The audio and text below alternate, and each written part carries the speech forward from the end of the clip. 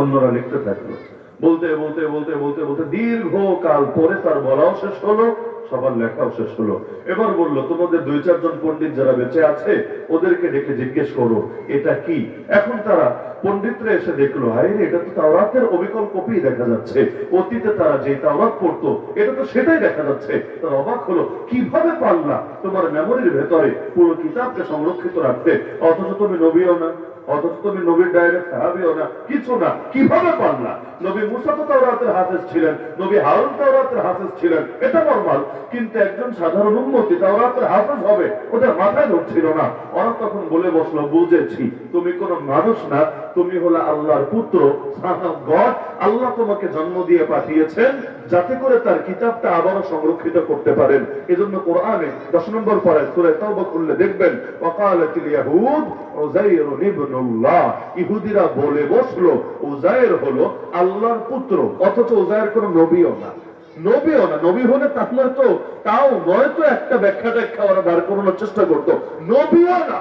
কিন্তু তারে বলে বসলো ডাইরেক্ট আল্লাহর বেটা, অথচ নবী মুসারও কিন্তু আল্লাহর বেটা বলে নাই। ওইটা নরমাল মনে হয়েছে তাদের কাছে।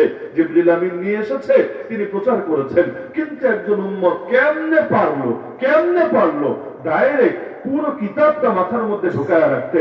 এজন্য অবাক হয়ে তারা আল্লাহর বেটা বলে নাউযুবিল্লাহ শিরকে জড়ায় গেল।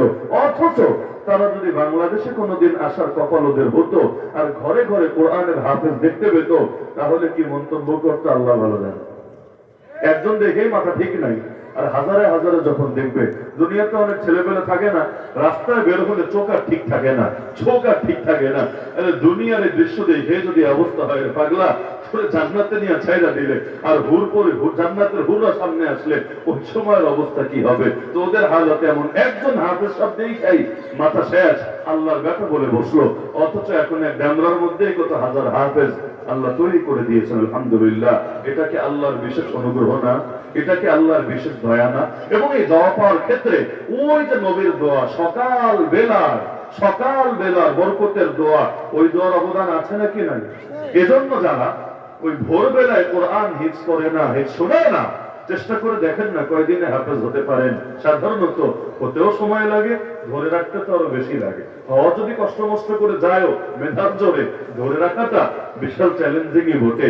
আল্লাহ আমাদের হাফেজ শব্দের দিলের মধ্যে আরো বরকত ঢেলে দিন। জিন্দেগিতে বরকতের দরকার আছে নাকি নাই? এজন্য খাবার সামনে আসলেও খাওয়ার আগে আমরা যে দোয়া পড়ি, সেখানেও কিন্তু বরকত কামনা করি আল্লাহর কাছে। বিসমিল্লাহি ওয়া আলা, আল্লাহর নামে এবং আল্লাহর দেওয়া বরকতের উপরে। এমনকি এর আগেও একটা দোয়া আছে, অনেকে পারেন অনেকে হয়তো পারেন না। আল্লাহুম্মা বারিক লানা ফীমা রাযাকতানা ওয়া কিনা আযাবান নার। হে আল্লাহ, আমাদেরকে যে রিজিক দিলেন এতে বরকত দেন এবং আমাদেরকে জাহান্নামের আযাব থেকে রক্ষা করেন। দুইটা কথা, জাস্ট দুইটা। 1 নম্বরে বরকত কামনা, 2 নম্বরে আল্লাহ খালি দুনিয়াতে ভালো খাওয়ালে, শুধু দুনিয়াতে খেলাম ভালো কি হবে? 2 দিন পর জাহান্নামে গিয়ে যদি খুব খাওয়া লাগে, তাহলে আমার জন্য এই খাওয়ায় কি লাভ থাকবে? এজন্য আল্লাহ দুনিয়াতে যেমন ভালো ভালো খাবার খাওয়াচ্ছেন, আল্লাহ আগামীতে জাহান্নামে দিয়েন না, জাহান্নামের আযাব থেকে রক্ষা করে জান্নাতে দিয়েন, যাতে সেখানেও ভালো ভালো খাবার আমাদের নসিবে জোটে।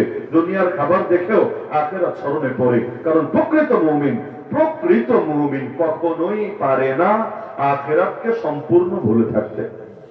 আখিরাতকে যখন মানুষ ভুলে যায় তখনই কিন্তু পাপে জড়ায়।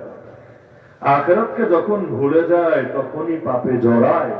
এজন্যই নবীজি বলেছেন, আকফিরু যিকরা হাদিমিল লাযযাত আল মাউত, তোমরা সব স্বাদকে নষ্ট করে দিবে যে মৃত্যু, সেই মৃত্যুকে বেশি বেশি স্মরণ করো। কেন স্মরণ করলে কি হবে? এটাই হবে, মৃত্যুকে বেশি বেশি স্মরণ করলে নিজেও পাপ থেকে বিরত থাকা সহজ হবে। এজন্য মাঝে মাঝে কবর জিয়ারত করবেন, একান্তে গিয়ে মাঝে মাঝে চেষ্টা করবেন, যদি কখনো অতটুকু হিম্মত থাকে, অনেকের আবার তাও নাই, মাঝে মাঝে গিয়ে লাশ গোসল করাবেন।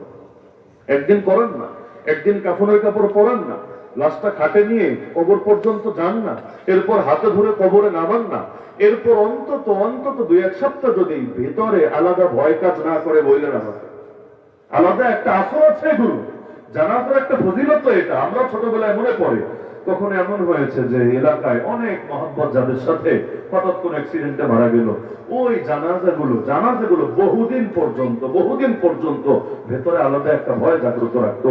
মৃত্যুর ভয় মুসলমানের জন্য খারাপ না, কারণ নবীজি বলেন ঈমান জিনিসটা কি?